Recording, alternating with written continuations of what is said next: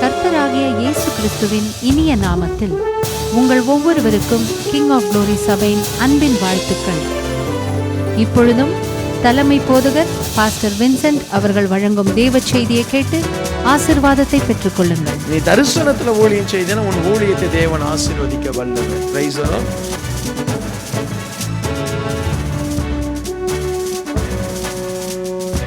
விண்ணிலும் மண்ணிலும் உம்மை இல்லாமல் ஆசைகள் இல்லையா. தண்ணீரை தேடும் மான்கள் போல உம்மை வாஞ்சிக்கிறேன். வீரர்கள் தோற்றம் முன்னே என்னை கண்டீரையா. உலக தோற்றம் முன்னே என்னை கண்டீரையா. ஆச்சரியம் உம் அன்பு அதிசயம். உம் அன்பு ஆச்சரியம் உம் அன்பு அதிசயம். உம் அன்பு உயர்ந்ததையா ராஜா. உம் அன்பு உயர்ந்ததையா. ஆசையெல்லாம் நீதானே, வாஞ்சையெல்லாம் நீதானே. ஆசையெல்லாம் நீதானே, விண்ணிலும் மண்ணிலும் உம்மை இல்லாமல் ஆசைகள் இல்லையா. தண்ணீரை தேடும் மான்கள் போல உம்மை வாஞ்சிக்கிறேன். பிறந்த நாள் முதலாய் பாதுகாத்தீரையா. பிறந்த நாள் முதலாய் பாதுகாத்தீரையா.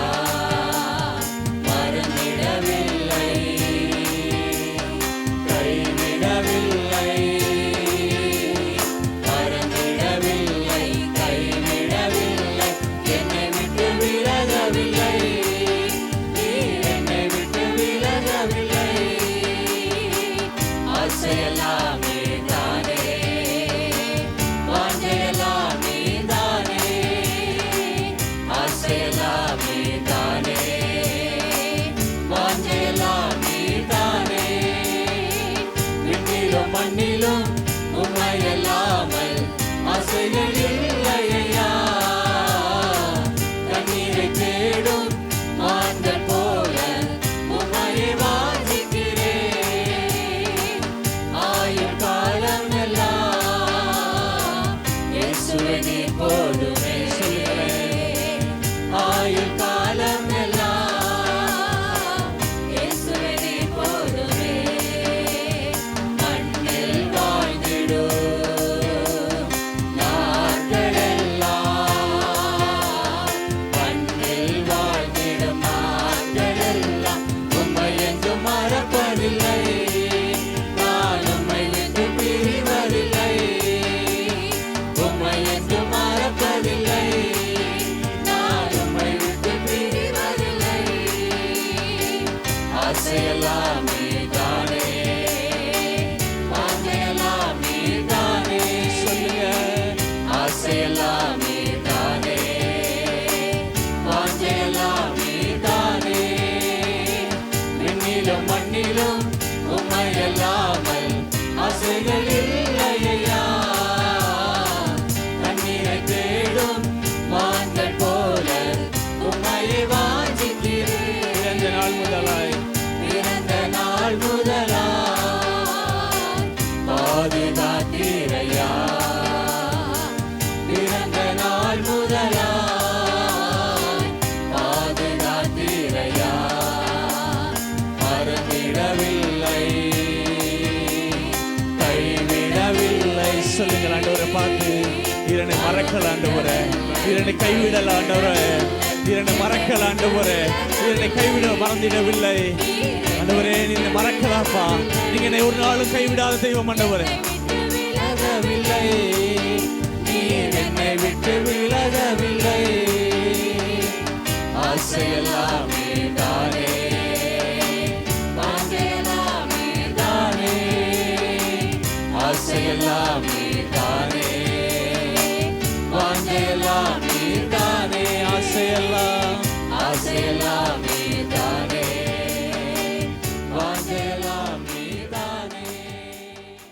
இந்த நாளிலும் ஆவியானவர் எங்களோடு கூட பேசுகிற அந்த ஆலோசனைகளுக்கு நாங்கள் செவி கொடுக்க எங்களுக்கு நீர் இரக்கம் பாராட்டும்.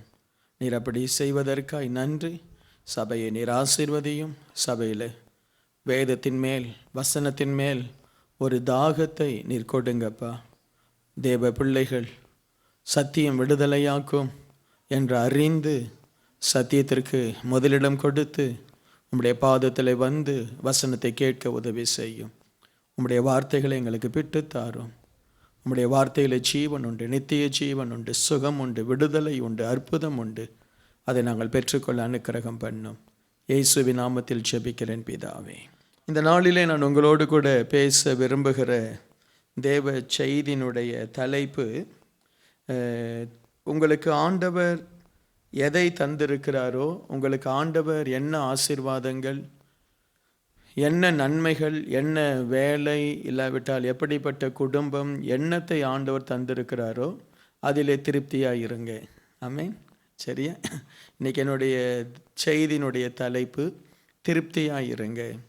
திருப்தி இல்லாமல் இருந்தால் நம்முடைய லைஃப்பை நாமளே நரகமாக்கி கொள்கிறோம். நம்முடைய சந்தோஷத்தை நாமளே கெடுத்து விடுறோம். வேறு யாரும் கெடுக்க வேண்டாம், நாமளே நம்முடைய சந்தோஷத்தை கெடுத்துடுவோம். என்ன மற்றவங்களோடு கூட கம்பேர் பண்ணி, மற்றவங்களுடைய வாழ்க்கையை கம்பேர் பண்ணி, மற்றவங்களுடைய வேலையை கம்பேர் பண்ணி நாமளே நம்மை அழித்து கொள்வோம். ஆகவே வேதம் முழுவதிலும் ஆண்டவர் திருப்தியாக இருக்கும்படி ஆண்டவர் நமக்கு போதிக்கிறார். இஸ்ரவேல் ஜனங்க அந்த 40 வருஷம் அவங்க வனாந்தரத்தில் பாடுபட்டதற்கு காரணமே திருப்தி இல்லை. அவங்க எகிப்தில் இருக்கும் பொழுது எகிப்தினுடைய வாழ்க்கை திருப்தியாக இல்லை. எகிப்திலிருந்து வெளியே வந்த பிறகு அந்த வனாந்திர வாழ்க்கையில் தேவன் கொடுத்த அப்பம் அவர்களுக்கு திருப்தியாக இல்லை. தேவன் கொடுத்த தண்ணீர் அவர்களுக்கு திருப்தியாக இல்லை. ஸோ அவருடைய வாழ்க்கையில் பிரச்சனைகள், போராட்டங்கள் கூடிக்கொண்டே போனது. ஸோ ஆகவே இன்றைக்கு நாம் திருப்தியாக இருப்பதை குறித்து கவனிப்போம். இது நம்முடைய வாழ்க்கைக்கு ரொம்ப பிரயோஜனமானது. ஏன்னா நம்முடைய குடும்பத்திற்கு நாம் ஆறுதல் படுத்தி கொள்வதற்கு மிகவும் பிரயோஜனமானது. பிலிப்பியர் 4வது அதிகாரம் 2வது வசனம். பவுல் மிக அழகாய் அவர் எழுதுகிறார், ஆவியால் ஏவப்பட்டு எழுதுகிறார். தாழ்ந்திருக்கவும் எனக்கு தெரியும், வாழ்ந்திருக்கவும் எனக்கு தெரியும். உங்களுக்கு வாழ்ந்திருக்க தெரியும்னு எனக்கு தெரியும், ஆனால் உங்களுக்கு தாழ்ந்திருக்க தெரியுமா? ஹலோ, தாழ்ந்திருக்க தெரியுமா? வாழ்ந்திருக்க நமக்கு எல்லாருக்கும் வாழ்ந்திருக்க தெரியும். பாக்கெட் ஃபுல்லாக இல்லாட்டா பர்ஸ் ஃபுல்லாக பணம் இருந்தால் நமக்கு வாழ தெரியும். பர்ஸு காலியாக இருந்தால், ஹலோ, பர்ஸு காலியாக இருந்தால் வாழ்ந்திருக்க தெரியுமா? நல்ல வேலையில் இருக்கும் பொழுது நமக்கு வாழ்ந்திருக்க தெரியும். ஏன்னா மாத கடைசியில் சம்பளம் வந்துடும். வேலை இல்லாமல் இருக்கும் பொழுது எப்படி சம்பளத்தோடு வாழ்ந்தோமோ அதே சந்தோஷம், அதே நம்பிக்கை, அதே ஒரு மன உறுதியோடு நாம் வேலை இல்லாத நேரத்திலும் வாழ்ந்திருக்க நமக்கு தெரியுமா? பவுல் சொல்கிறார், எனக்கு தெரியும், எனக்கு வாழ்ந்திருக்கவும் தெரியும், எனக்கு தாழ்ந்திருக்கவும் தெரியும். எவ்விடத்திலும் எல்லாவற்றிலும் திருப்தியாய் இருக்கவும், பட்டினியாய் இருக்கவும், பரிபூரணம் அடையவும், குறைவுபடவும் போதிக்கப்பட்டேன். எனக்கு ஏன் இப்படி முடியுது அப்படின்னா, அவருக்கு யாரோ போதிச்சிருக்கிறாங்க. Price the Lord. அவருக்கு யார் போதிச்சா? ஆண்டவர் போதித்தார், பரிசுத்த ஆவியானவர் போதித்தார். இல்லாவிட்டால் அவரை நடத்தின அந்த தேவ பிள்ளைகள், அந்த தேவ ஊழியர்கள் அவர்களுக்கு போதித்திருந்திருக்கலாம். அதற்கு முன்னாடி நியாயப்பிரமாணத்தினுடைய வழியில் அவர் வாழ்ந்த பொழுது அவருடைய போதனை வேறு.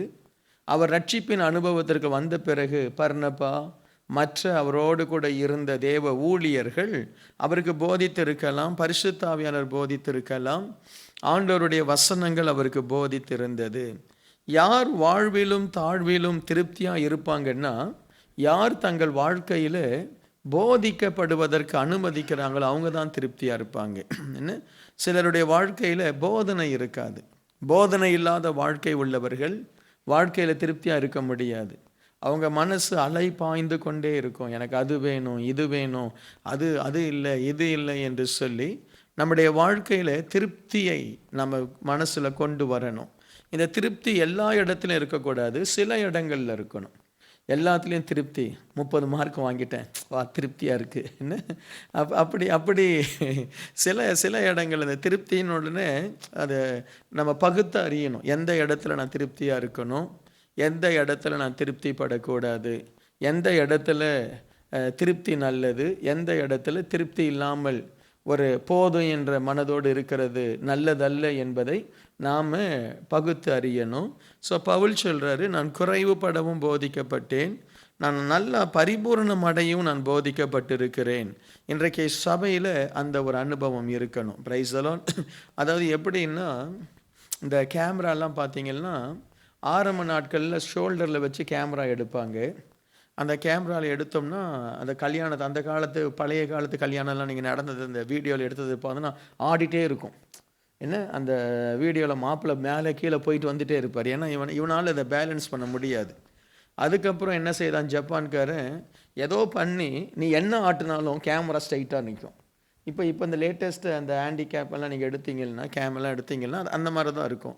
நீ கையில் இப்படி ஆட்டுவ, அது ஏதோ ஒரு பேலன்ஸ் பண்ணி என்ன செய்திருக்கிறான், அது அப்படியே அழகாக நிற்கிற மாதிரி. ஸோ நம்ம லைஃப்பில் நிறைய பிரச்சனைகள் மாறி மாறி வந்துட்டு இருக்கும். அதற்கு மத்தியில் பேலன்ஸ்டாக இருக்க தான் இந்த வேதம் நமக்கு போதிக்குது. ஆமேன், ஹல்லேலூயா. நம்ம மேலே போகும்போது அப்படியே உருன்னு மேலே போயிட்டு தொப்புன்னு கீழே விடக்கூடாது. ஆசீர்வாதம் வரும் பொழுதும் பேலன்ஸ்டாக இருக்கணும், ஆசீர்வாதம் இல்லாத பொழுதும் எப்படி இருக்கணும், பேலன்ஸ்டாக இருக்கணும். அந்த காரியங்களை நாம் இன்றைக்கு கவனிப்போம். நீதிமொழிகள் 15:16, சஞ்சலத்தோடு கூடிய அதிக பொருளிலும் கர்த்தரை பற்றும் பயத்தோடு கூடிய கொஞ்ச பொருளே உத்தமம். நீதிமொழிகள் சாலமோன் சொல்றாரு, அதிக பொருள் அதிக ஆசீர்வாதம், அதில் சஞ்சலம் இருக்கும். ஆமேன் சொல்லுங்களேன்.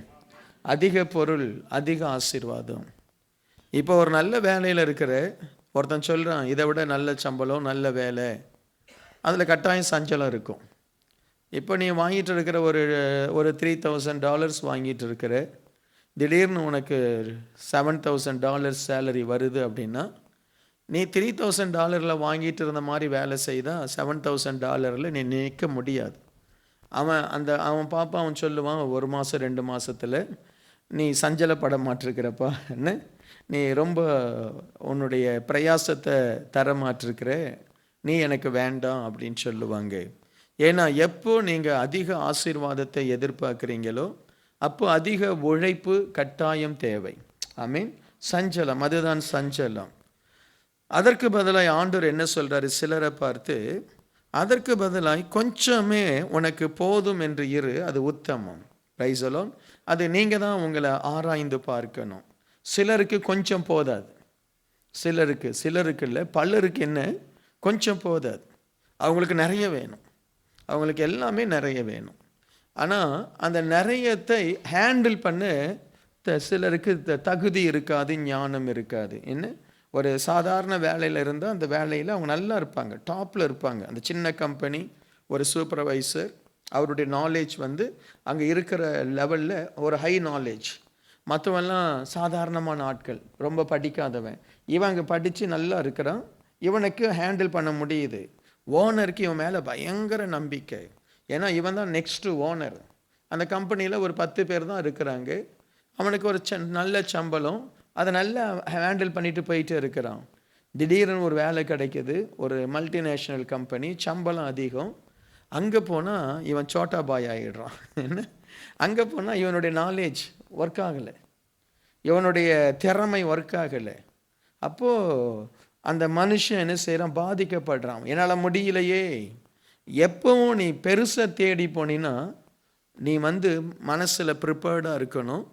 இன்றைக்கி இருக்கிறதை பார்க்கலாம் அதிகமாய் நான் வேலை செய்யணும், அதிகமாய் நான் போராடணும், அதிகமாய் நான் பிரயாசப்படணும். ஸோ சிலர் என்ன செய்கிறாங்க, பெருசை தேடி போகிறாங்க, அதனால அவனுடைய ஆவிக்குரிய வாழ்க்கை பாதிக்கப்படுது. ஸோ பெரிய சம்பளம், பெரிய எதிர்காலத்தை தேடி போகும் பொழுது சிலருடைய ஆவிக்குரிய வாழ்க்கை அவங்க பாதிக்கப்படுது. அதுதான் அவர் சொல்கிறாரு, கர்த்தரை பற்றும் பயத்தோடு கூடிய கொஞ்சம் பொருளே உத்தமம்.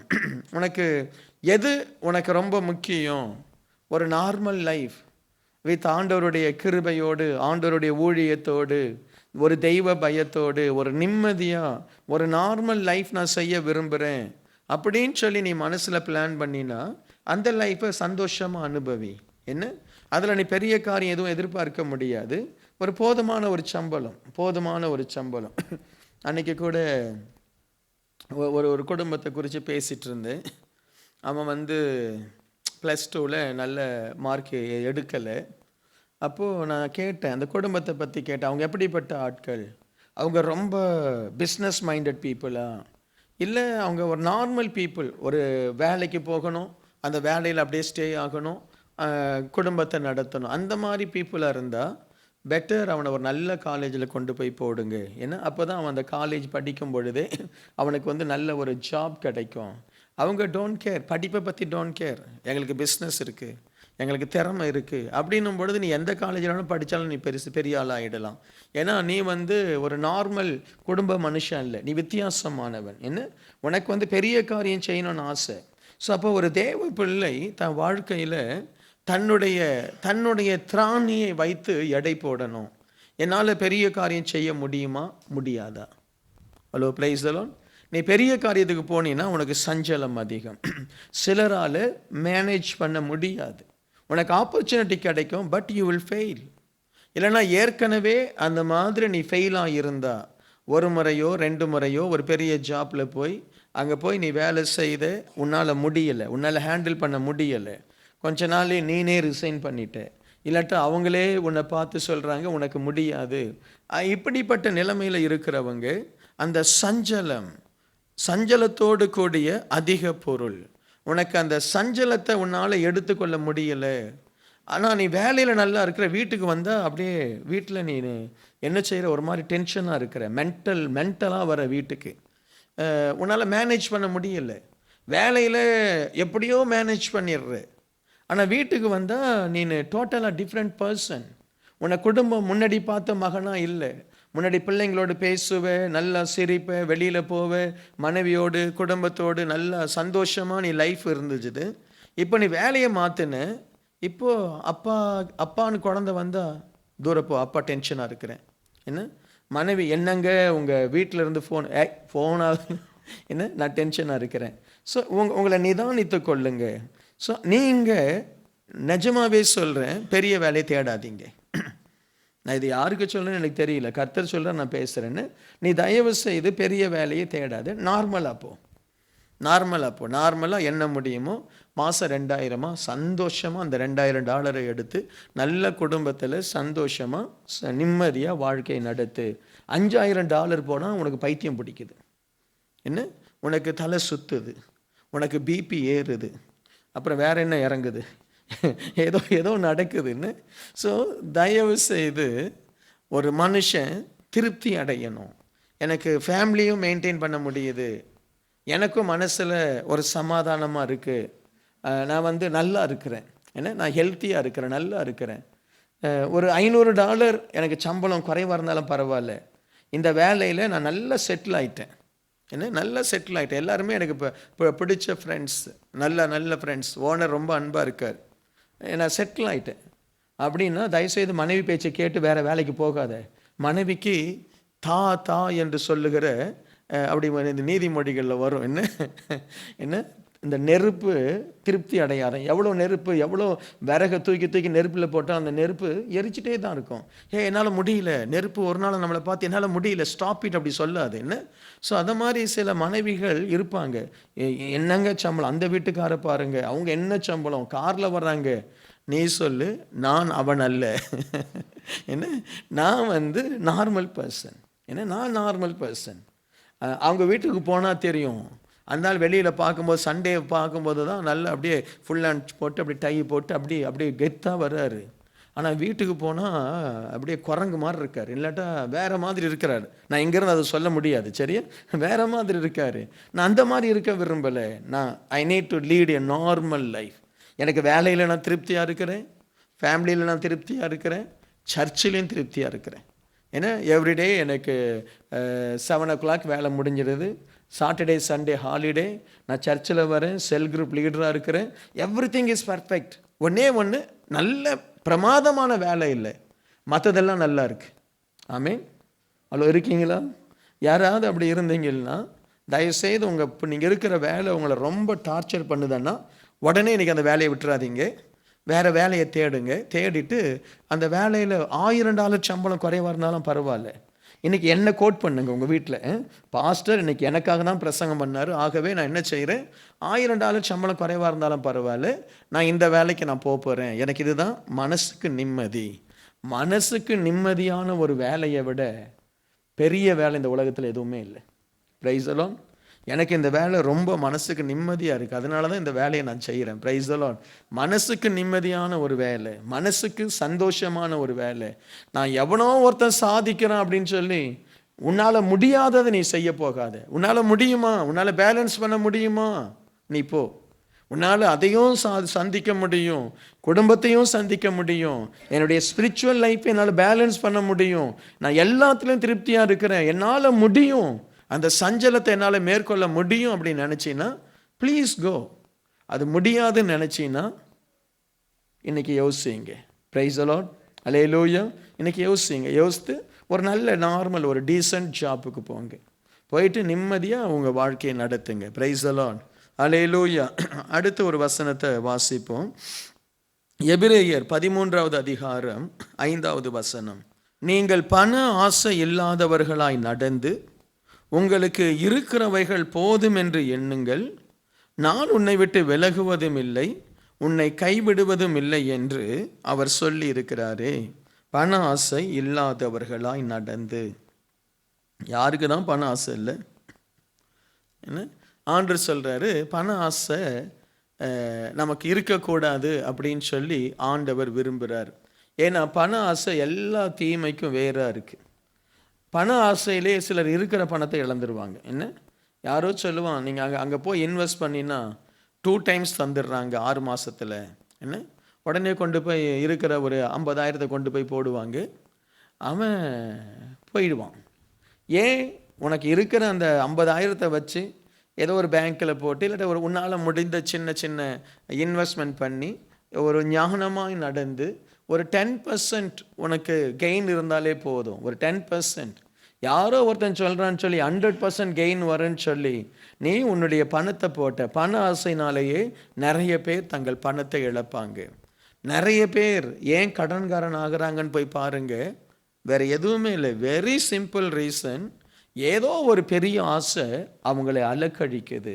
ஏன்ப்பா நல்லா தானே வேலை செய்துட்டு இருந்தேன், நல்லா தானே சம்பாரிச்சு, நல்லா தானே ஒரு வாடகை வீட்டில் இருந்தேன், சரி இப்போ என்ன ஆச்சு, உனக்கு ஏன் கடன் ஆச்சு? இல்லை, அந்த வீடு ரொம்ப பிடிச்சிருந்தது. பிடிக்கட்டும், அந்த வீடு என் கெப்பாசிட்டியை விட ரொம்ப அதிகம். சரி, நான் 10 இடத்துல கடன் வாங்கினேன். இப்போ வீடு வாங்கும் பொழுது நல்ல விலை, இப்போ விலை போக மாட்டிருக்கு. இப்போ வீடை விற்கலாம்னு நினச்சாலும் விற்க முடியலை. அப்படியே விற்றாலும் 5 லட்சமோ 10 லட்சமோ லாஸ் ஆகுது. இப்போ நான் கடன்காரன் ஆகிட்டேன். ஏன்? ஒரு ஆசை. ஒரு தேவ பிள்ளை ஆசை நம்மளை தள்ளக்கூடாது. பிளான் பண்ணி நீ வாங்கணும். வீடு வாங்குறியா? பிளான் பண்ணு. 5 வருஷத்தில் ஒரு வீடு வாங்கணும், 5 வருஷத்தில் ஒரு நிலத்தை வாங்கணும். பிளான் பண்ணு. உன்னுடைய சம்பளம், அந்த சம்பளத்தை வைத்து சரி ஒரு ஒரு ஒரு 20% தான் என்னால் என்னுடைய சம்பளத்தில் என்னால் ஒரு 20% தான் என் சம்பளத்திலிருந்து லோனுக்காக தர முடியும். ஒரு பிளான் பண்ணி நீ வீடு வாங்கினீன்னா அது வேறு. உடனே ஆசைப்பட்டு எனக்கு அந்த கார் வேணும், எனக்கு அந்த வீடு வேணும், எனக்கு நான் பிஸ்னஸ் பண்ணுவேன். சரி, பிஸ்னஸ் பண்ணுறேன். நான் முன்னாடியே சொல்லியிருந்தேன், யாரெல்லாம் பிஸ்னஸ் பண்ணுறேன்னு நினைக்கிறீங்களோ, கையில் காசு இல்லாமல் நீ பிஸ்னஸ் பண்ணால் நீ கடன்காரன் ஆவது உறுதி. சரியா? கையில் காசு இல்லாமல் பிஸ்னஸ் பண்ணக்கூடாது. நான் கொஞ்ச நாளைக்கு முன்னாடி கூட ஒரு பெரிய ஒரு செல்வந்தர்கிட்ட பேசிகிட்டு இருந்தேன். நான் உங்களுக்கு முன்னாடியே சொன்னேன், யோசேப்பு 7 வருஷத்துக்கு ஆகாரத்தை சேர்த்து வைத்தான். என்ன 7 வருஷத்துக்கு அவனுக்கு சேமிப்பு இருந்தது. ஸோ அதனால் 7 வருஷத்தை விட அதிகமாகவே சேமிச்சிட்டான். 7 வருஷம் இல்லை, அவன் ஏறக்குறைய ஒரு 10-15 வருஷத்துக்கு சேமித்ததுனால அந்நிய தேசத்து ஆட்களுக்கு கூட அவன் தானியத்தை விற்றான். உங்களுக்கு மினிமம் நான் சொன்னேன் ஒரு 7 மாதம் சம்பளமாவது சேவிங் இருக்கணும். எத்தனை மாதம்? 7 மாதம். அதுக்காக 70 மாதம் சேவ் பண்ணணும்னு அவசியம் இல்லை. ஒவ்வொருத்தருக்கும் ஒரு 7 மாத சம்பளம் சேவிங் இருக்கணும். உனக்கு திடீர்னு வேலை இல்லாமல் போகலாம், திடீர்னு ஒரு பிரச்சனை வரலாம், உனக்கு ஒரு சேவிங் இருக்குது, உனக்கு ஒரு பணம் ஒரு சேமிப்பில் இருக்குது. நம்முடைய சபையில் இருக்கிற தேவ பிள்ளைகள், ஈவன் இதை கேட்கிற தேவ பிள்ளைகள், ஐயா எனக்கு 7 மாதம் சேவிங் இல்லை, அட்லீஸ்ட் 2 மாதம் ஆகிலும் நீ சேவ் பண்ணினா நீ நல்ல நிலைமைக்கு போவே. பிரைஸ் எல்லாம் நீ ஒன்ஸ் அந்த பணத்தை சேர்க்கவே கொஞ்சம் பணம் சேரும். சேமிப்பு என்பது பண ஆசை இல்லை, ஒரு அவசரத்துக்கு நாம் பிளான் பண்ணி சேர்த்து வைக்கிறது.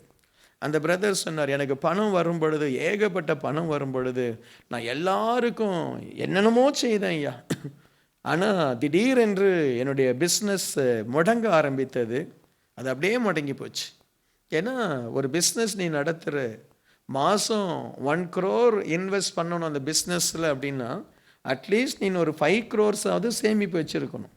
அப்போ தான் ஒரு மாதம் இல்லாட்டா 2 மாதம் உன்னுடைய பிஸ்னஸ் டல் ஆனாலும் நீ அந்த உன்னுடைய ஜனங்களுக்கு ஒரு 2 மாதத்துக்கு சம்பளம் தர, 3 மாதத்துக்கு சம்பளம் தர, அட்லீஸ்ட் அந்த பிஸ்னஸை ரன் பண்ண ஒரு 5 crore உனக்கு இல்லை அப்படின்னா நீ பெரிய பிஸ்னஸ் பண்ண முடியாது. என்ன இன்றைக்கி நீங்கள் யாராவது பிஸ்னஸ் ஆரம்பிக்கணும் அப்படின்னீங்கன்னா, பண ஆசையில் நீ பிஸ்னஸ் ஆரம்பிச்சின்னா mostly you will fail. Plan பண்ணி ஒரு அர்ப்பணத்தோடு கூட, எனக்கு இவ்வளோ பணம் இருக்குது, எனக்கு நல்ல திறமை இருக்குது, எனக்கு நல்ல நாலேஜ் இருக்குது, நான் கொஞ்சம் பணத்தை சேர்த்து வச்சுருக்கிறேன், நான் ஒரு பிஸ்னஸ் ஆரம்பித்தா இன்னும் முன்னேறலாம், 4 பேருக்கு வேலையை கொடுக்கலாம், ஊழியத்துக்கு பிரயோஜனமாக இருக்கலாம் அப்படின்னு சொல்லி நற்குணங்களால், ஒரு நல்ல திட்டங்களால், ஒரு நல்ல என்ன சொல்வது, நல்ல காரணத்துக்காக நீ ஒரு தொழிலை ஆரம்பித்தால் உன்னை ஆண்டவர் ஆசீர்வதிப்பார். நீ ஏன் தொழிலை ஆரம்பிக்கிற? எனக்கு பணம் சம்பாதிக்கணும், நீ நஷ்டப்படுவே. நீ ஏன் தொழிலை ஆரம்பிக்கிற? எனக்கு ஒரு ஐடியா இருக்குது, மற்றவங்களுக்கு இல்லாத ஒரு ஐடியா எனக்கு இருக்குது. என்ன நான் சொல்கிறது விளங்குதா? மற்றவங்களுக்கு இல்லாத ஒரு ஞானம் எனக்கு இருக்குது. நான் கம்பெனிஸ் நான் பார்த்துட்டேன், நிறைய மார்க்கெட் சர்வே பண்ணேன், இந்த ப்ராடக்ட் எடுத்து பண்ணால் பெரிய லெவலுக்கு வர முடியும், இந்த ப்ராடக்டை பண்ண ஆட்கள் இல்லை. உனக்கு ஒரு ஏம் இருக்குது, ஒரு தரிசனம் இருக்குது, அப்போ நீ ஒரு கம்பெனி ஆரம்பித்தால் நீ ஆசீர்வாதமாய் மாறுவே. ஸோ பண ஆசையினால் நீங்கள் எதை செய்தாலும் அது தோல்வியில் முடியும். நீ தரிசனத்தில் ஊழியம் செய்தேன்னா உன் ஊழியத்தை தேவன் ஆசீர்வதிக்க வல்லவர். Price the Lord. நீ பண ஆசையில் ஊழியம் செய்கிற அப்படின்னும் பொழுது உன்னுடைய ஊழியத்தை தேவன் ஆசீர்வதிக்க மாட்டார். பண ஆசை இல்லாதவர்களாய் நடந்து உங்களுக்கு இருக்கிறவைகள் போதும் என்று எண்ணுங்கள், நான் உங்களை விட்டு விலகுவதும் இல்லை, உங்களை கைவிடுவதும் இல்லை என்று கர்த்தர் சொல்லி இருக்கிறார். ஆமேன். பண ஆசை உள்ள ஒரு ஆள் கர்த்தரை நம்ப மாட்டான். ஆமேன். பண ஆசை உள்ள ஒரு ஆள் கர்த்தரை நம்ப மாட்டான். இல்லாட்டால் பணத்தை நம்புகிற ஒரு மனுஷன் கர்த்தரை நம்ப மாட்டான். அவன் எதற்கு எடுத்தாலும் பணத்துக்கு தான் முக்கியத்துவம் கொடுப்பானே ஒழிய கடவுளுக்கு முக்கியத்துவம் தர மாட்டான். கையில் பணம் இல்லாமல் இருக்கட்டும், நம்ம எல்லாவற்றுக்கும் கர்த்தருக்கு முக்கியத்துவம் கொடுப்போம். என்ன? கர்த்தருக்கு முக்கியத்துவம். கர்த்தர் பார்த்து கொள்வார், கர்த்தர் உதவி செய்வார், ஆண்டவர் ஜெபத்தை கேட்பார், நமக்கு ஒரு வழி திறக்கும். பணம் இருக்கிறவன் பணத்தை கொடுத்து வழியை திறந்து போயிட்டே இருப்பான். Price the Lord. பணம் இருக்கிறவன் எதையாவது ஒரு பெரிய ஒரு வியாதி வந்துருச்சுது, அவன் பணத்தை கொண்டு போய் டாக்டர் கையில் கொடுத்துட்டு ஒரு ஆப்ரேஷன் பண்ணி தேவைப்பட்டால் வேற ஒருத்தனுடைய ஆர்கனே விலை கொடுத்து வாங்கிடுறான்னு. உனக்கு நான் 2 லட்சம் தரேன், உன் கொடு உன் கிட்னியை என்ன வாங்கிடுறானே பணம் இருக்கிறவன். என்ன? ஸோ பண ஆசை இல்லாதபடி தேவ நம்பிக்கை இருக்கணும். பணம் உனக்கு எவ்வளோ இருக்கோ அது போதும்னு நினைங்க. Price the Lord. ஒவ்வொரு நாளும் பேங்க்கில் எவ்வளோ இருக்குது? $10 எடுத்துட்டேன்னா ஐயோ சரி அப்படியே அதை கூட்டிடணும். என்ன? அப்படி அந்த பணத்தை பேங்க்கில் டெய்லி, எத்தனை பேர் டெய்லி பேங்க்கு உங்களுடைய இன்டர்நெட்டில் பேங்க்கில் பார்த்துட்டே இருக்கீங்க? பணம் எவ்வளோ இருக்குது, எவ்வளோ இருக்குது, எவ்வளோ இருக்கு? அதெல்லாம் வேண்டாம், செக் பண்ணுங்க. என்ன? பண ஆசை வேண்டாம், பண ஆசை வேண்டாம். பண ஆசை இல்லை அப்படின்னு எப்படி தெரியும்னா, ஆண்டவருக்குன்னு சொல்லி கொடுக்கும் பொழுது யோசிக்க மாட்டேன். பணம் இருந்தால் யோசிக்க மாட்டேன். $10,000 உனக்கு பேங்க்கில் இருக்குது. இப்போ சொல்கிறேன், நான் நாகர்கோயிலுக்கு தேவைப்படுது பணம்னு சொல்கிறேன். உனக்கு பண ஆசை இல்லை, நீ என்ன செய்வேன்? ஹலோ, தடை குனிய மாட்டேன். என்ன செய்வேன்? டக்குன்னு பாஸ்டர் இந்தாங்க பாஸ்டர், உங்களுக்கு எந்த அக்கௌண்ட்டில் நான் இந்தியாவுக்கு பணம் அனுப்பணும் பாஸ்டர்? உடனே அனுப்புகிறேன். நாகர்கோயில் தானே? எங்கள் ஊர் நாகர்கோயில் தானே? ஹலோ, எத்தனை பேர் இருக்காங்க நாகர்கோயில்? எங்கள் ஊர் நாகர்கோயில் தானே? உடனே நான் பாஸ்டர், நான் இந்த தூத்துக்குடி ஆஃபீஸ்க்கு அனுப்புகிறேன் பாஸ்டர், ஒரு 5 lakhs நானே அனுப்புகிறேன் பாஸ்டர். குறைஞ்சா போவே, கர்த்தர் அள்ளி கொடுப்பாரு. ஆமே. என்ன சொல்கிறீங்க? என்ன ஸ்டெல்லா? என்னம்மா? ஓகே, செல்லையா வேற வீடியோ எடுத்துட்டு இருக்காரு. பண ஆசை இல்லாதவர்கள் தேவனுக்கு கொடுப்பாங்க, கர்த்தர் போதுன்னு கொடுப்பாங்க. பண ஆசை இல்லாதவர்கள் ஏழைகளுக்கு உதவி செய்வாங்க, கர்த்தர் பார்த்துக்குவார். ஆமென். உதவி செய்வோம்.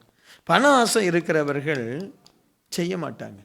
இருக்கும், பணம் இருக்கும், ஆனால் உங்ககிட்ட இருந்தால் நீங்கள் செய்வீங்க. நீங்கள் இருக்கிற, நான் உங்களை, நீங்கள் நிறைய செய்திருக்கீங்க சபைக்காக, என்ன நிறைய கொடுத்துருக்குறீங்க. இப்போ கூட ஒரு காணிக்கை எடுத்தால் கோல்டாக கொடுத்துருவீங்க. சரி, எதுக்கு நான் என்ன? ஸோ நீங்கள் நிறைய கொடுத்துருக்கீங்க. பண ஆசை நமக்கு இருக்கக்கூடாது. ஒரு திருப்தி இருக்கணும். இருக்கிற பணம் போதும், பிரைஸ் தி லார்ட். இருக்கிற செயின் போதும், பிரைஸ் தி லார்ட். ஆமென். அந்த அவர் வாங்கி கொடுத்த, ஹஸ்பண்ட் வாங்கி கொடுத்தா வாங்கிக்கங்க, சரியா? ஸோ ஒரு இதுதான் எனக்கு வேணும். அந்த சிஸ்டர் இங்கேருந்து இவ்வளோ தூரத்துக்கு போட்டிருக்காங்கன்னு, இந்த திருநெல்வேலி அந்த நாகர்கோயிலெலாம் அந்த செயின், அது என்ன லாங் செயின், அதுதான் அவங்களுடைய ட்ரேட்மார்க். நல்ல வேளை நம்ம அந்த நீளமான ஒரு செயின் போட்டு, இப்போ பொதுவாக கிராஸ் இங்கே தொங்கும். என்ன, நீங்கள் போனீங்கன்னா தூத்துக்குடி திருநெல்வேலியெல்லாம் போனீங்கன்னா கிராஸ் எங்கே திரும்ப தொங்கும்? வயிற்றுக்கு கீழே தொங்கிட்டு இருக்கோம். இங்கேயும் நிறைய பேர் வச்சுருப்பாங்க, சர்ச்சில் கொண்டு வர மாட்டாங்க. சரி, ஓகே. பண ஆசை நமக்கு வேண்டாம். அல்லேலூயா. ஒரு ஒரு ஒரு ஒரு அமைதியாக இருங்க. ஆனால் ஒரு நேரம் வரும், கர்த்தரே உங்களுடைய களஞ்சியங்களை நிரப்புவார். ஆண்டவரே நிரப்புவார். ஆண்டவரே அள்ளி அள்ளி கொடுப்பார். ஆண்டவர் அள்ளி கொடுக்கும்போது நீங்கள் அள்ளி கொடுங்க. ஆமீன். அல்லேலூயா. நீங்கள் அள்ளி கொடுங்க. அந்த அந்த அந்த ஒரு மனப்பக்குவம் உங்களுக்கு இருந்துட்டா கர்த்தர் கொடுப்பார். திடீர்னு வேலையில் ஒரு உயர்வை கொடுப்பார், பிஸ்னஸை கொடுப்பார், இல்லாவிட்டால் நல்ல ஒரு காரியத்தை நடக்கும். திடீர்னு ஒரு வீடை வாங்கியிருப்பீங்க, அதனுடைய மதிப்பு பல கோடியாய் மாறும், அதை விற்பீங்க, பல கோடி வரும், சரியா? அப்படி திடீர்னு உங்களை ஆண்டவரே உயர்த்தும் பொழுது உடனே பணத்தின் மேலே ஆசை வைக்காதீங்க. ஆண்டவருக்கு என்ன செய்யணுமோ அதை செய்யுங்க. ஏழைகளுக்கு செய்யுங்க, எளியவர்களுக்கு செய்யுங்க. அல்லேலூயா. இருக்கீங்களா? சங்கீதம் 90:14. நாங்கள் எங்கள் வாழ்நாள் எல்லாம் களி கூர்ந்து மகிழும்படி காலையில் எங்களை உமது கிருபையால் திருப்தியாக்கும். ஆண்டவரே, நான் கிருபையில் திருப்தியாக இருக்கணும். ஆண்டவரே, நான் காலையில் உமது கிருபை, அதனால் நான் திருப்தி ஆகணும். சங்கீதம் 143:8 கூட வாசிப்போம். அதிகாலையில் உமது கிருபையை கேட்க பண்ணும். உம்மை நம்பி இருக்கிறேன், நான் நடக்க வேண்டிய வழியை எனக்கு காண்பியும். உம்மிடத்தில் என் ஆத்துமாவை நான் உயர்த்துகிறேன். கிருபை குறித்து, கிருபையில் நம்ம திருப்தி அடையணும். 2 கொரிந்தியர் 12:9. அதற்கு அவர், என் கிருபை உனக்கு போதும், பலவீனத்திலே என் பலன் பூரணமாய் விளங்கும் என்றார். ஆகையால் கிறிஸ்துவின் வல்லமை என்மேல் தங்கும்படி என் பலவீனங்களை குறித்து நான் மிகவும் சந்தோஷமாய் மேன்மை பாராட்டுகிறேன். கடைசியாக ஒரு வசனத்தை வாசிப்போம் இந்த கிருபையில், சரியா? சங்கீதம் 63:5. நினத்தையும் கொழுப்பையும் உண்டது போல் என் ஆத்துமா திருப்தியாகும், என் வாய் ஆனந்த களிப்புள்ள உதடுகளால் உம்மை போற்றும். யார் கிருபையிலே திருப்தி அடைகிறாங்களோ அவங்களுடைய ஆத்துமாவிலே தேவன் ஒரு திருப்தியை கொடுப்பார். ஆமென். ஆண்டவரை அவர்கள் துதிப்பார்கள். ஆனந்த களிப்புள்ள உதடுகளால் உம்மை துதிப்போம். கிருபை பெற்ற, கிருபையில் திருப்தி ஆகிற ஒரு ஜன கூட்டம் இந்த உலகத்தில் உண்டு. சொல்லப்போனால் இந்த மாலை ஆண்டவருடைய பாதத்தில் வந்திருக்கிறீங்கல்ல, நீங்கள்லாம் கிருபையை சார்ந்த ஜனங்கள். நீங்கள் ஒவ்வொரு வாரமும் வரணும்னு அவசியம் இல்லை, சண்டே வந்துட்டு போயிடலாம். ஆனால் நீங்கள் அந்த கிருபை வேணும், அந்த கிருபை எனக்கு பத்தலை, கிருபை எனக்கு போதலை, இன்னும் கிருபை தாரும், என்ன இன்னும் எனக்கு கிருபை வேணும், இன்னும் எனக்கு இரக்கம் வேணும், இன்னும் எனக்கு உம்முடைய தயவு வேணும்னு சொல்லி தேவ பிள்ளைகள் கிருபையின் மேல், கிருபை அப்படின்னு சொன்னால் வேற எதுவும் இல்லை, இயேசு தான். இயேசுவின் மீது அவர்தான் கிருபையும் சத்தியமும். ஆண்டவர் மேலே ஒரு ஆவல், ஒரு திருப்தி அடைய முடியாத ஒரு ஏக்கம். ஆவிக்குரிய வாழ்க்கையில் வளரணும் அப்படின்னாலே திருப்தி அடைய முடியாத ஒரு ஏக்கம் இருக்கணும். Price the Lord. ஜெபம் பண்ணணும், இன்னும் ஜெபம் பண்ணணும். நம்ம தான் ரொம்ப ஜெபம் பண்ணி இருக்கிறோம்ல, நிறைய ஜெபம் பண்ணி இருக்கிறோம். இன்னும் ஒரு வருஷத்துக்கு ஜெபம் பண்ணாமல் இருக்கலாமே, அந்த அளவுக்கு ஜெபம் பண்ணி இருக்கிறோம் நான் நினைக்கிறேன்னு. சிலர் நான் நினைக்கிறேன், நான் 1 மாதம் ஜெபம் பண்ணுற ஜெபம் தான் சிலர் 1 வருஷமே ஜெபம் பண்ணுவாங்கன்னு நினைக்கிறேன். இல்லாட்டா சிலர் ஆயுள் காலம் எல்லாமே அந்த அந்த அது போதும் அவங்களுக்குன்னு 5 நிமிஷம் 5 நிமிஷம் ஒரு நாளைக்கு 5 நிமிஷம் தான் சிலர் ஜெபம் பண்ணுறாங்க. மாத கடைசியில் எவ்வளோ 30 × 5 105 நிமிடங்கள், மிஞ்சி போனால் 2 மணி நேரம் இல்லாட்ட 3 மணி நேரம் தான். சிலர் வருஷம் மாதத்துக்கே 3 மணி நேரம் தான். அதுவே பரவாயில்ல, நல்ல ஆட்கள். என்ன சிலது வருஷத்துக்கு 3 மணி நாட்கள் ஜெபம் பண்ணுற ஆட்கள்லாம் இருக்குது. ஆனால் நமக்கு முடியலையே. நீங்களாம் ரொம்ப ஜெபம் பண்ணிட்டீங்க, 3 நாள் ஃபாஸ்டிங் ப்ரேயர் பயங்கரமாக ஜெபம் பண்ணிட்டீங்க, இனி 2 நாளைக்கு நீங்கள் ஜெபம் பண்ண வேண்டாம் அப்படி நான் பாஸ்டர் அறிக்கை பண்ணுறேன்னு வைங்க, நீங்கள் என்ன செய்வீங்க?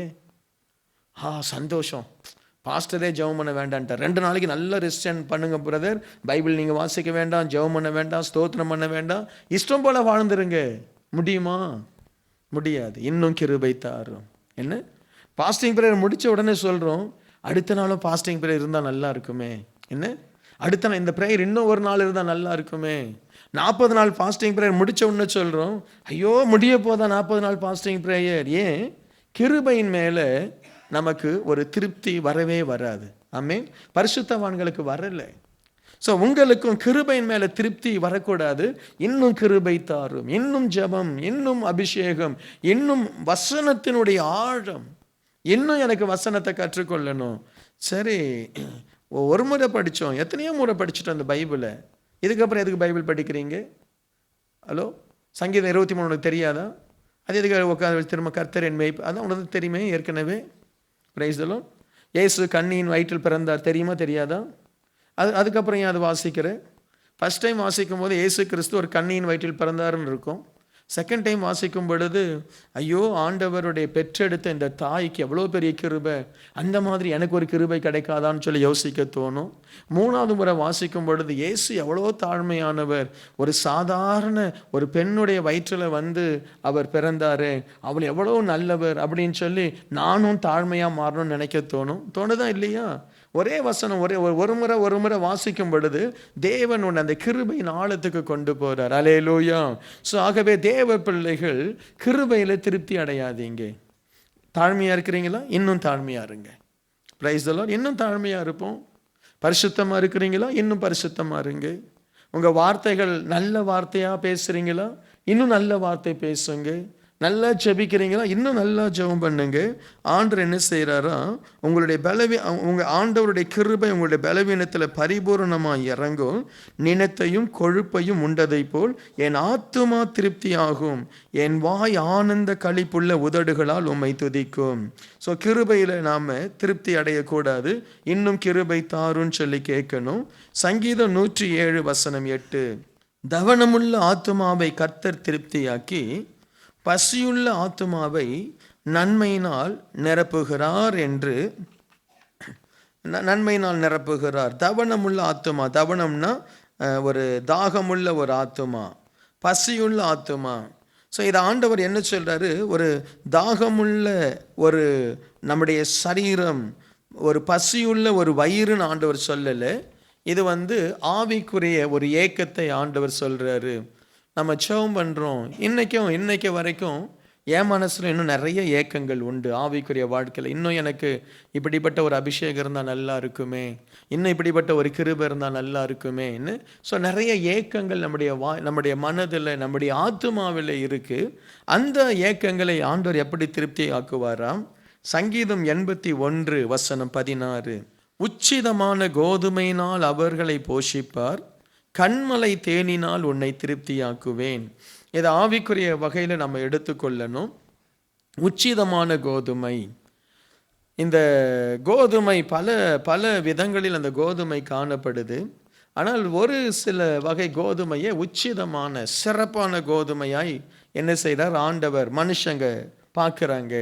அதே மாதிரி தான் நமக்கு ஆண்டவருடைய வசனங்கள் கொடுக்கப்பட்டாலும் சிலருக்கு சில வசனங்கள் சாதாரணமாக தெரியும், சிலருக்கு அந்த வசனங்கள் உச்சிதமான கோதுமையாய் தெரியும். Price the Lord.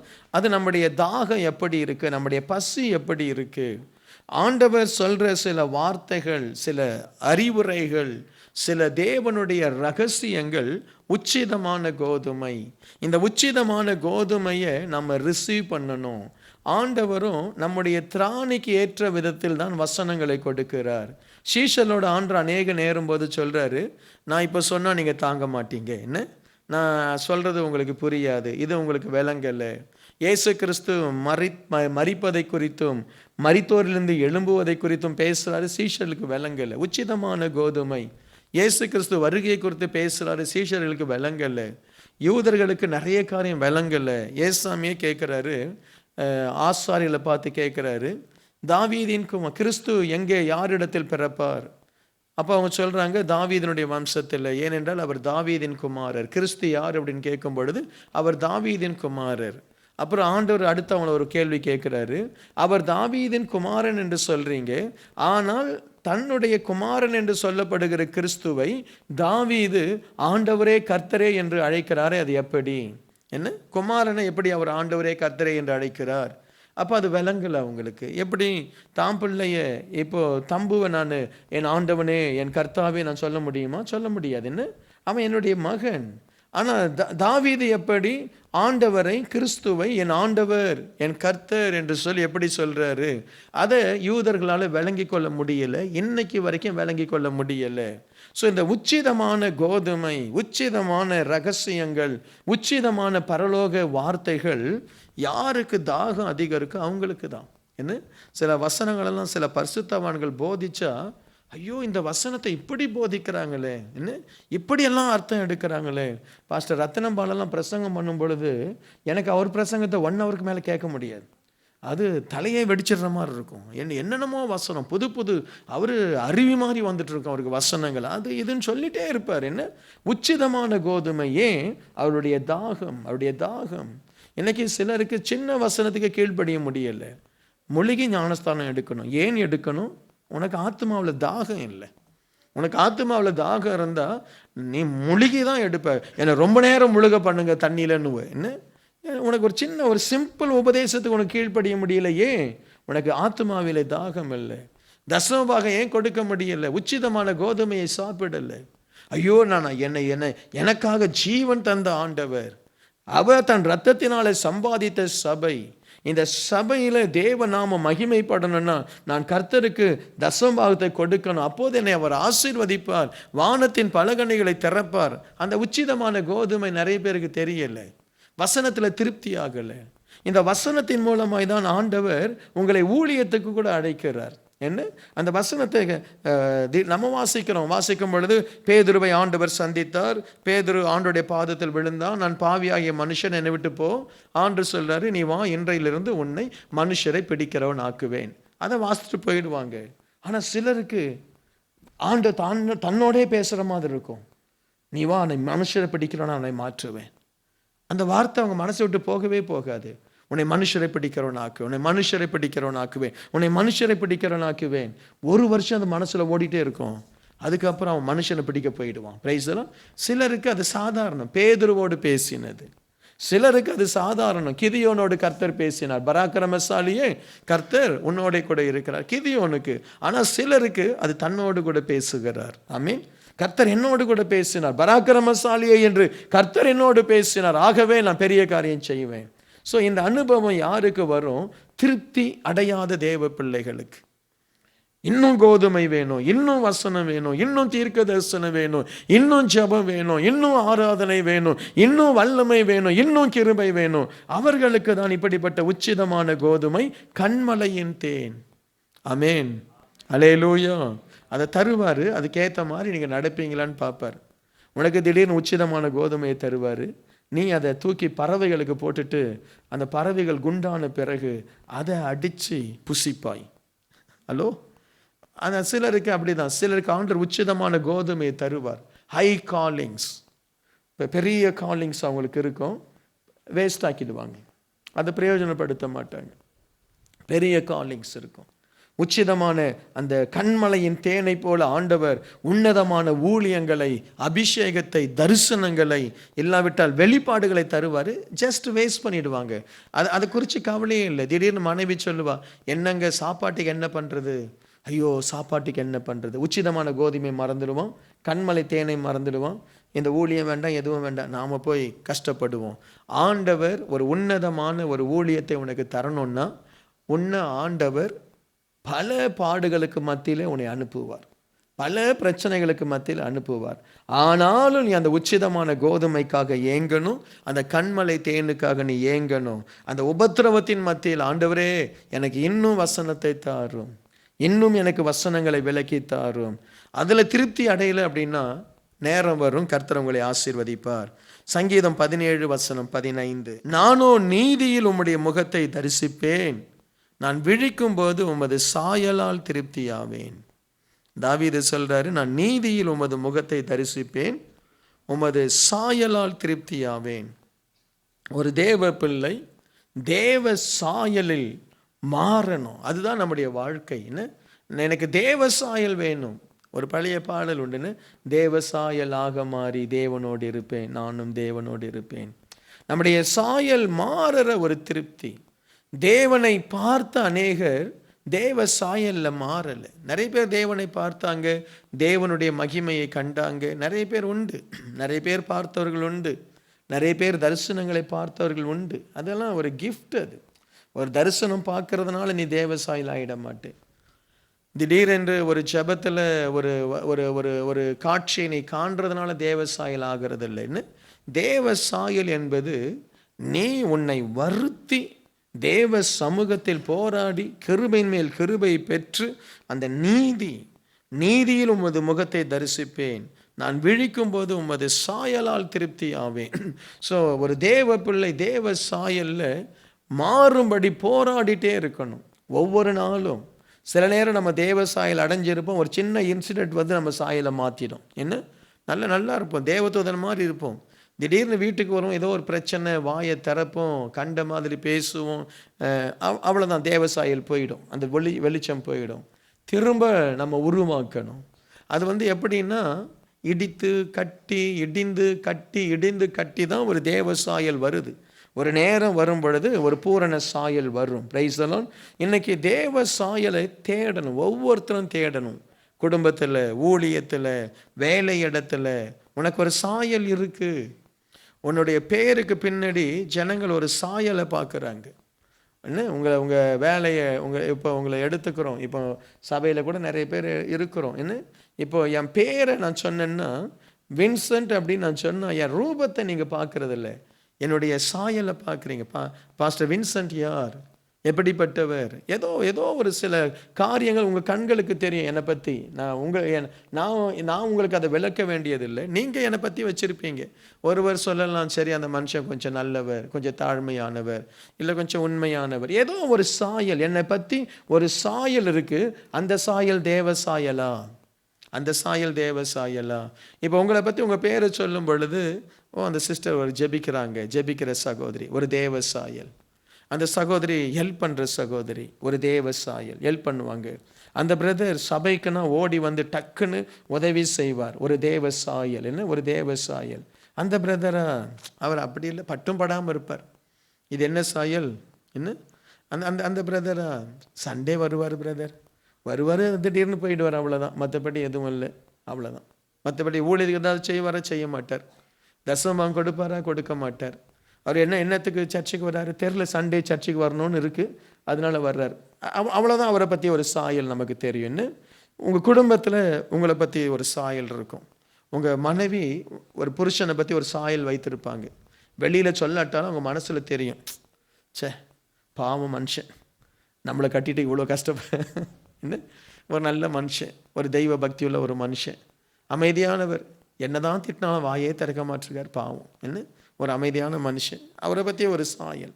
அதே மாதிரி புருஷன் மனைவி பற்றி நினச்சிருப்பார், நல்ல பிள்ளை, என்ன எவ்வளோ அமைதியாக இருக்கிறாங்க. நான் தான் சில நேரத்தில் முரடெல்லாம் நடந்துக்கிறேன், ஆனால் அந்த அம்மா எவ்வளோ அமைதியாக, எவ்வளோ சாந்தமாக, வீட்டை எவ்வளோ சுத்தமாக, என்ன அப்படி 5 ஸ்டார் ஹோட்டல் மாதிரி வீட்டை வச்சுருக்கு. கிச்சனுக்குள்ளே போனால் 5 ஸ்டார் ஹோட்டல் கிச்சன் மாதிரி இருக்குது, எல்லாம் அவ்வளோ சுத்தமாக இருக்குது, சமைக்கிறது கூட இல்லை. ஒரு சாயல். ஸோ உன்னை குறித்து ஆல்ரெடி ஒரு சாயல் இருக்குது. சபையில் உன்னை குறித்து ஒரு சாயல் இருக்குது. என்ன அப்படியே நான் பார்த்தேன்னா எனக்கு சில சாயல் வரும். அதெல்லாம் பர்சனலாக வந்து கேளுங்க, நான் சொல்கிறேன்னு. சில குறித்து சில சாயல் இருக்குது. ஓ இவங்களாம் இப்படி, ஓகே இருக்கா இல்லையா? என்னை பற்றி உங்களுக்கு ஒரு சாயல் இருக்கா இல்லையா? நல்லதை வெளியே சொல்லுங்கள், கெட்டதை மனசுலேயே வச்சுக்கோங்க, அவ்வளோதான். ப்ரைஸ் சொல்லலாமல் ஒரு சாயல் இருக்குது. பாஸ்டர் இப்படி தான், அவர் ஸ்ட்ரெயிட் ஃபார்வர்டாக ஏதாவது சொல்லிவிடுவார். என்ன பாஸ்டர்கிட்ட மாட்டணும், அவ்வளோதான், தொலைஞ்சோம். என்ன ஏதாவது ஒன்று இருக்கும். சிரிக்கிற வரைக்கும் சிரிச்சுட்டே இருப்பார். திடீர்னு ஏதாவது அவருக்கு டென்ஷன் ஆனால் போட்டு வாங்கிடுவார். என்ன சரியா? ஸோ ஏதோ ஒரு சாயல் இருக்குது. ஸோ தேவ பிள்ளை தேவ சாயலை மாறும்படி திருப்தியாகக்கூடாது. அந்த சாயலை நான் மாறி தான் ஆகணும். அவங்க என்ன பேசினாலும் நான் தேவ சாயல். அவன் பிசாசு, அவன் பிசாசை மாதிரி கத்துறான், பிசாசை மாதிரி சண்டைக்கு வரான், பிசாசை மாதிரி காரியங்களை செய்கிறான். நான் தேவ சாயல் உள்ளவன். ஆமென். அவங்க கன்னத்தில் அறைந்தார்கள், இயேசு அமைதியாக இருந்தார். சிலுவையில் அறைந்தார்கள், அமைதியாக இருந்தார். மன்னியும் என்ன சொல்கிறான்? திட்டுறாரா? இல்லை, மன்னியும் பிதாவே, மன்னியும் பிதாவே, மன்னியும் பிதாவே, மன்னியும். ஏன்பா எங்க மன்னிக்க சொல்கிற? அதுதான் என்னுடைய சாயல். Price the lord, hallelujah. So உங்கள் சாயலில் தயவு செய்து திருப்தி அடையாதீங்க. இன்னும் தாழ்மையாக மாறு, இன்னும் ஜெபிக்கிறவனாய் மாறு. கர்த்தர் உங்களை ஆசீர்வாதமாய் வைப்பார். கடைசியாய் சங்கீதம் 65:4, உம்முடைய பிரகாரங்களில் வாசமாய் இருக்கும்படி நீர் தெரிந்து கொண்டு சேர்த்து கொள்கிறவன் பாக்கியவான். உம்முடைய பரிசுத்த ஆலயமாகிய உமது வீட்டின் நன்மையால் திருப்தியாவோம். ஸோ தேவனுடைய ஆலயத்தில் ஏராளமான நன்மைகள் இருக்குது. அந்த நன்மையினால ஒரு தேவ பிள்ளையை ஆண்டவர் திருப்தியாக்க ஆசைப்படுறாரு. உனக்கு சுகவாழ்வு வேணுமா? தேவாலயத்தில் இருக்குது. அந்த தேவாலயத்தை நேசித்து வாங்க. சியோனே, நான் உன்னை மறந்தால் என்ன, என்னுடைய வலது கரம் தன் தொழிலை மறப்பதாக. என்ன ஒரு தேவ பிள்ளை இந்த ஆலயத்தினுடைய ஆசீர்வாதம் உங்கள் மேலே வரணும் அப்படின்னா, இந்த ஆலயத்தில் உட்காந்துக்கிட்டு பக்கத்தில் இருக்கிற ஆலயத்தை நேசிக்கக்கூடாது. விளங்குதா உங்களுக்கு? கிங் ஆஃப் க்ளோரியில் இருக்கியா? கிங் ஆஃப் க்ளோரியை நேசி. மீன் கிங் ஆஃப் க்ளோரி மேலே ஒரு அன்பு, இந்த ஊழியத்தின் மேலே, இந்த பாஸ்டர் மேலே, இந்த சபையில் இருக்கிற லீடர்ஸ் மேலே, இந்த சபையில் இருக்கிற மற்ற பாஸ்டர்ஸ் மேலே, இந்த சபையில் இருக்கிற விசுவாசிகள் மேலே, இந்த சபை மேலே ஒரு அன்பு இருக்கணும். Price the Lord. இப்போ உனக்குன்னு ஒரு குடும்பம் இருக்குது. என்ன உன் குடும்பம்? உனக்குன்னு ஒரு குடும்பம், அப்பா அம்மா அண்ணன் தம்பி தங்கச்சி இருக்கீங்க. அந்த குடும்பத்தில் பிறந்துட்டு எனக்கு இந்த குடும்பமே பிடிக்காது. பக்கத்து வீட்டில் பாரு, அவங்க நல்ல ஹை கிளாஸ் குடும்பம், பிராமின் ஃபேமிலி, அப்பா கலெக்டர், அம்மா லாயர், எனக்கு அந்த குடும்பம் தான் படிச்சிருக்கு. நீ இப்போ அந்த குடும்பத்துக்கு உன்னை ஏற்றுக்குவானா? நீ வெளியே போன்னு சொல்லுவான். உன் குடும்பம் ஏதோ அந்த குடும்பத்தை நேசி. உன் குடும்பம் ஒரு மீனவ குடும்பமாக இருக்கலாம், உன் குடும்பத்தை நேசி. உன் குடும்பம் ஒரு சாதாரண ஒரு தச்சு வேலை செய்கிற குடும்பமாக இருக்கலாம், உன் குடும்பத்தை நேசி. இந்த குடும்பத்தில், இந்த ஆலயத்தில் தேவன் எங்களுடைய கண்ணீரினால நிறைய ஆசீர்வாதங்களை வச்சிருக்கிறார், நிறைய கிருபையை வச்சிருக்கிறார், நிறைய அற்புதங்களை வச்சிருக்கிறார். இந்த ஆலயம் கிங் ஆஃப் க்ளோரின்ற இந்த ஆலயம், இந்த பரலோக ஆலயம் என்பது அது வேறு. இந்த ஆலயம், இந்த உலகத்தில் தேவன் பல இடங்களில் பல ஆலயத்தை வச்சிருக்கிறார். சில ஆலயங்களில் சாபங்கள் இருக்குது, சில ஆலயங்களில் ஆசீர்வாதமும் சாபமும் கலந்துருக்கு, சில ஆலயங்களில் எழுப்புதல் இருக்குது, சில ஆலயங்களில் வசனம் மட்டும்தான் இருக்கும், சில ஆலயங்களில் அபிஷேகம் மட்டும்தான் இருக்கும், சில ஆலயங்களில் எல்லாத்தையும் ஆண்டவர் தந்திருக்கிறார், எல்லா விதமான ஆசீர்வாதங்கள். அப்படிப்பட்ட ஆலயத்தில் ஒன்று தான் இந்த கிங் ஆஃப் க்ளோரி. சரியா? எங்கே உட்காந்துக்கிட்டு அந்த சர்ச்சு அருமையான சர்ச், அங்கே போயிடு, அந்த ஆலயத்தின் ஆசீர்வாதத்தை வாங்கு. நீ இங்கே உட்காந்துட்டு அந்த ஆலயத்தின் ஆசீர்வாதத்தையும் வாங்க முடியாது, இந்த ஆலயத்தின் ஆசீர்வாதத்தையும் வாங்க முடியாது. சரியா? நிறைய சபையில் இருக்கிற பிள்ளைகள் ஏன் பரிபூரண ஆசீர்வாதம், கர்த்தருடைய நன்மையை விரும்ப பெற்றுக்கொள்ளலை அப்படின்னா, இந்த ஊழியத்தை அவங்க நேசிக்கிறது இல்லை. இந்த ஊழியத்தை நேசிக்கல. நீ படிக்கிற ஸ்கூல், நீ படிக்கிற டீச்சரை நீ நேசித்தாதான் நீ நல்லா படிக்க முடியும். என்ன உன்னுடைய வீட்டை நேசித்தாதான் நீ நல்லா இருக்க முடியும். இதை நான் எல்லாருக்கும் சொல்கிறேன். இதை பார்க்குற அவங்க சபை அவங்க நேசிக்கணும். Praise the lord. அந்தந்த சபைக்கு அவங்க உண்மையாக இருக்கும் பொழுது இந்த சபையில் இருக்கிற ஆசீர்வாதம் அப்படியே இறங்கும், இந்த நன்மை அப்படியே இறங்கும், இந்த கிருபை அப்படியே இறங்கும். அல்லேலூயா. ஸோ கள்ள சகோதரர்கள் வேதம் சொல்றதுல, யார் கள்ள சகோதரன்? இவன் தான். இங்கே உட்காந்துட்டு அதை யோசித்துட்டு இருக்கிறான் பாரு, இவன் தான் கள்ளன். Price the Lord. ஸோ எங்கே இருந்தாவது பிரச்சனையை கொண்டு வந்து உள்ளே போடுறான் பாரு, இவன் தான் கள்ளன். Price the Lord. ஸோ இன்னைக்கு ஆண்டவரே உம்முடைய ஆலயத்தின் நன்மை எனக்கு தாரும் என்று சொல்லி ஜெபிப்போம். கர்த்தர் நமக்கு அந்த நன்மையை கொடுப்பார். அதிலே நம்ம திருப்தி ஆவோம். அல்லேலூயா. அப்படியே எழுந்து நினைச்சோம் பண்ணுவோம். இந்த இரவு ஒரு வேளை உன் உள்ளத்தில் ஒரு ஆறுதல் இல்லையா, ஒரு சமாதானம் இல்லையா, ஒரு திருப்தி இல்லாமல் இருப்பாயானால் அது தேவன் விரும்புகிற ஒரு வாழ்க்கை அல்ல. திருப்தி இல்லாமல் ஓடாதே. எதை ஆண்டவர் கொடுத்தாரோ அதை ஸ்தோத்திரம் பண்ணி அனுபவி. இருந்தாலும் கர்த்தருக்கு ஸ்தோத்திரம், குறைந்திருந்தாலும் கர்த்தருக்கு ஸ்தோத்திரம், ஒருவேளை இல்லாமல் இருந்தாலும் கர்த்தருக்கு ஸ்தோத்திரம். அந்த தாழ்விலே திருப்தியாயிரு. சீக்கிரத்திலே உனக்கு நிறைவான காலத்தை தேவன் கொடுப்பார். எல்லா நிலைமையிலும் மனரம்யமாக இருக்க கற்றுக்கொள். அதுதான் ஆண்டவர் விரும்புகிற ஒரு பரிசுத்த ஸ்தலம் அது. ஹல்லேலூயா. என்ன இருக்கோ சந்தோஷமாய் மகிழ்ச்சியாயிரு. குடும்பத்தில் சில நேரம் வேலை இல்லாத நிலைமை வரும், மகிழ்ச்சியாயிரு. கர்த்தர் உனக்கு போஷிப்பார். ஒருவேளை நீ வைத்திருக்கிற நகையோ இல்லாவிட்டால் பொருளையோ விற்று குடும்பத்தை நடத்தணும்னா நடத்து, முறுமுறுக்காத. ஆண்டவர் அதை விட அதிகமாய் வாங்க உனக்கு உதவி செய்வார். ஆண்டவரே எனக்கு வேலை இல்லை, பரவாயில்ல, இந்த செயினை வைத்து இந்த மாதம் நடத்துகிறேன். கர்த்தர் கொடுத்த சொத்து தானே. ஆண்டவரே எனக்கு போதுமான வருமானம் இல்லை, பரவாயில்ல, இந்த மாதம் இந்த பொருளை விற்று என்னுடைய தேவையை நான் சந்திக்கிறேன். போதும் ஆண்டவரே, இதையாவது கொடுத்தீரே, இந்த பொருளையாவது கொடுத்தீரே, அதற்காய் ஸ்தோத்திரம். என் தேவை சந்திக்கப்படட்டும். இந்த பொருளை விற்கிறோமேன்னு சொல்லி கவலைப்படாது. இந்த பொருள் ஐயோ குறைந்த விலைக்கு விற்கிறோமேன்னு சொல்லி வருத்தப்படாது. நிம்மதியாரு, சந்தோஷமாரு. அல்லேலூயா. வாழ்க்கையில் கஷ்டங்கள் பஞ்சகாலங்கள் வரதான் செய்யும். ஆனால் அதில் நீ உத்தமன் என்பதையும் நீ எல்லா சூழ்நிலையிலும் மனரம்யமாக இருக்கிறவன் என்பதையும் ஆண்டவருக்கு காண்பி மகளே, மகனே. கர்த்தர் நேரம் வரும், உன்னை அவர் உயர்த்த போகிறார். பட்டினியாக இருக்கிறவன் என்னைக்கும் பட்டினியாக இருக்க போவதில்லை. தரித்திரத்தில் இருக்கிறவன் என்றைக்கும் தரித்திரத்தில் இருக்க போவதில்லை. வேலை இல்லாமல் ஒரு நாள் நீ இருக்க போகிறதில்லை. சீக்கிரத்தில் ஒரு நல்ல வேலை வரும். உன் பலத்துக்கு மிஞ்சினதை தயவு செய்து தேடாத. எல்லாராலும் டாப் லெவலில் வர முடியாது. Average is the best level. ஆமீன். நிம்மதியாக இருக்கலாம், நிம்மதியாக இருக்கலாம். ஆவரேஜ் லைஃப் உனக்கு இருந்ததுன்னா அதை கஷ்டமாக நினைக்காத. அதில் உன்னால் முடிந்த அளவு சுறுசுறுப்பாரு, வேலை செய், அந்த இருக்கிறதுல சந்தோஷமாக இரு. மற்றவங்கள மாதிரி நம்ம இருக்கணும்னு அவசியமே இல்லை. ஆமேன். எதில் நீ உன்னால் முடியுமோ அதில் சிறந்து விலகு. ஆண்டவரே, இன்னைக்கு நான் ஒரு சமாதானம் இல்லாமல் வந்த ஆண்டவரே, எனக்கு நீர் ஒரு சமாதானத்தையும் என் மனதை ஆண்டவரே எல்லா நிலைமையிலும் ஆண்டவரே மனரம்யமாக இருக்கும்படி இன்றைக்கு போதித்ததற்காய் நன்றி. ஆவிக்குரிய வாழ்க்கையில் மற்றும் ஆண்டவருடைய சமூகத்தில் இன்னும் கிருபை கேளுங்க, இன்னும் வல்லமை கேளுங்க. அப்படியே ஒரு சில நிமிஷம் ஆண்டவரை ஸ்தோத்திரம் பண்ணி கிருபை தாரும் என்று கேளுங்க. தேவ ஞானத்தை கேளுங்க. ஒருவேளை ஒரு சஞ்சலமான ஒரு வேலையில் இருந்தீன்னா, ஆண்டவரே எனக்கு ஒரு நல்ல வேலையை கொடுங்க, எனக்கு இந்த சஞ்சலமான வேலை வேண்டாம். ஐயோ தலையெல்லாம் வெறும் ப்ரெஷர் கூடி போய் நிற்கு, இந்த வேலை எனக்கு வேண்டாம், எனக்கு ஒரு ஆறுதலான ஒரு வேலை கொடுங்க. அதில் குடும்பத்தில் நான் சந்தோஷமாய் வாழ்ந்து ஆலயத்தில் நான் நிம்மதியாக தேவனுடைய ஊழியத்தை செய்து ஆண்டவரே நான் ஒரு பரபரப்பு இல்லாமல் ஒரு அமைதியான ஒரு வாழ்க்கையை வாழ எனக்கு உதவி செய்யும். ஆமேன். அல்லேலூயா. கேளுங்க. யாக்கோப் என்ன வேலை செய்தார்? ஆடுகளை மேய்க்கிற ஒரு சாதாரண வேலை. தாவீது என்ன வேலை செய்தார்? ஆடுகளை மேய்க்கிற ஒரு சாதாரண வேலை. அவ்வளோதான். அதிலே நீ உண்மையாக இருந்தால் கர்த்தர் உன்னை உயர்த்திடுவார். அல்லேலூயா. ரொம்ப உன்னால் முடியாததை தயவு செய்து செய்யாத.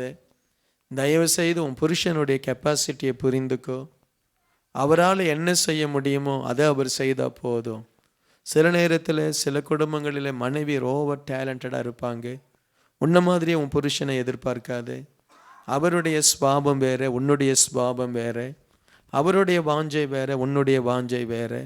ஸோ தயவு செய்து மனரம்யமாய் வாழ கற்றுக்கொள்ளுங்க. நீ நினைக்கிறத உன் புருஷங்களை திணிக்காதே. அதனால குடும்பத்தில் கசப்பு வரும், உறவு பாதிக்கப்படும். அல்லேலூயா. அப்படியே ஸ்தோத்திரம் பண்ணி ஆண்டவருடைய சமூகத்தில், ஆண்டவரே நான் மனரம்யமாக இருப்பேன் ஆண்டவரே ஒப்பு கொடுங்க. இந்த பிரசங்கத்துக்கு ஒப்பு கொடுத்தா தான் இது வேலை செய்யும். இதை காதில் கேட்டுட்டு போனீங்கன்னா வேலை செய்யாது. ஆண்டவரே நான் மனரம்யமாக இருப்பேன். ஆண்டவரே என் கணவனோடு நான் மனரம்யமாக இருப்பேன். என் மனைவியோடு நான் மனரம்யமாக இருப்பேன். என் குடும்பத்தில் ஆண்டவரே இருக்கிற ஆசீர்வாதங்களிலே நான் மனரம்யமாக இருப்பேன் என்று சொல்லுங்க, ஒப்பு கொடுங்க. ஹல்லேலூயா, ஸ்தோத்திரம் அப்பா. நன்றி ஆண்டவரே. இந்த ஆலயத்தை நேசி, இந்த ஆலயத்தை உண்மையாய் நேசி, இந்த ஆலயத்தில் உண்மையாய் பணிவிடைக்காரனாயிரு, உண்மையான பணிவிடைக்காரியாயிரு. இந்த ஆலயத்தை உன்னுடைய முழு இருதயத்தினால் நேசித்து இந்த ஆலயத்தின் ஆசீர்வாதத்தை பெற்றுக்கொள். இந்த ஆலயத்தில் தேவன் மகிமையை வைத்திருக்கிறார். இந்த ஆலயத்தில் தேவன் உன்னத அபிஷேகத்தை ஆசீர்வாதத்தை வைத்திருக்கிறார். அதை பெற்றுக்கொள். அல்லேலூயா. என்கிட்ட பேசுவங்களாம் நிறைய பேர் சொல்லுவாங்க, பாஸ்டர் உங்கள் சர்ச்சில் நான் இல்லையே, எங்களுக்கு இப்படி ஒரு பாஸ்டர் இல்லையே, எங்களுக்கு உங்கள் சர்ச் விசுவாசிகள் பாக்கியவான்கள் எத்தனையோ பேர் சொல்ல கேட்டிருக்கிறேன். இப்படி ஒரு மகிமையான ஆலயத்தில் இருந்து இந்த ஆசீர்வாதத்தை இழந்து போகாதபடி கரங்களை உயர்த்தி, ஆண்டவரே இந்த ஆலயத்தை நான் நேசிக்கிறேன், இந்த ஆலயம் ஆசீர்வதிக்கப்படட்டும், இந்த ஆலயத்தில் இருக்கிற ஆசீர்வாதம் என்னுடைய குடும்பத்திற்கு வரட்டும், இந்த ஆலயத்தில் இருக்கிற நன்மை என்னுடைய குடும்பத்திற்கு வரட்டும், இந்த ஆலயத்தில் வைத்திருக்கிற ஆசீர்வாதங்கள் என் பிள்ளைகள் மேல் என் குடும்பத்தின் மேல் இறங்கட்டும் என்று சொல்லுங்க. கர்த்தர் ஆசீர்வதிப்பார். அல்லேலூயா. கர்த்தருடைய கிருபை உங்களை நிரப்பும், கிருபை உங்களை நிரப்பும். அலங்காரமாய் தேவன் உங்களை மாற்றுவார். ஸ்தோத்திரம் பண்ணி செபிங்க. ஆண்டவரை ஸ்தோத்திரம் பண்ணி விடுதலையோடு இன்னும் கிருபை வேணும்னு வந்திருக்கிறீங்க, இன்னும் வல்லமை வேணும்னு வந்திருக்கிறீங்க. ஆசீர்வாதம் இன்னும் உங்க மேலே புறப்படும். அல்லேலூயா. உம்மை நன்றியோடு நாங்கள் ஸ்தோத்தரிக்கிறோம். நன்றி ஆண்டவரே. உச்சிதமான கோதுமை எனக்கு தந்தீரப்பா, உச்சிதமான கண்மலையின் தேனை கொடுத்தீரப்பா. உமக்கு நன்றி ஆண்டவரே. ஒரு தெளிந்த புத்தியோடு உடைய பிள்ளைகள் போகட்டும் சுவாமி. என்ன இருக்கோ வீட்டில் அதை அனுபவிக்கட்டும் ராஜா. இல்லாததை குறித்து கவலைப்படக்கூடாது ஆண்டவரே. ஒரு சந்தோஷம், ஒரு மன மகிழ்ச்சி, ஒரு திருப்தி, கர்த்தர் பேசினார் என்கிற ஒரு திருப்தியோடு உம்முடைய பிள்ளைகள் வீடுகளுக்கு செல்லட்டும் அப்பா. ஆசீர்வதிக்கிறேன் இயேசுவின் நாமத்தில் பிதாவே. தூத்துக்குடி பகுதியில் கிங் ஆஃப் குளோரி ஜெப மையம் திங்கள் முதல் சனிக்கிழமை வரை காலை 9 மணி முதல் மாலை 6 மணி வரை செயல்படுகிறது. உங்களுடைய ஜெப தேவைகளுக்கு நீங்கள் எங்கள் ஜெப மையத்தை அணுக வேண்டிய முகவரி king of glory prayer centre, 4/3A, new salt colony, Tiruchendur road, Thoothukudi 628003. தொடர்பு கொள்ள மொபைல் நம்பர் 8220014177. இந்த ஊழியத்தை நீங்கள் தாங்க விரும்பினால் உங்கள் காணிக்கைகளை கிங் ஆஃப் குளோரி என்ற பெயருக்கு காசோலையாகவோ டிமாண்ட் டிராஃப்ட் ஆகவோ அனுப்பலாம். எங்கள் account number Karur Vysya bank 1203135000003195. IFSC code KVBL 0001-202. தயவு செய்து உங்கள் தசம பாகங்களை எங்களுக்கு அனுப்ப வேண்டாம், அது உங்கள் சபைக்குரியது.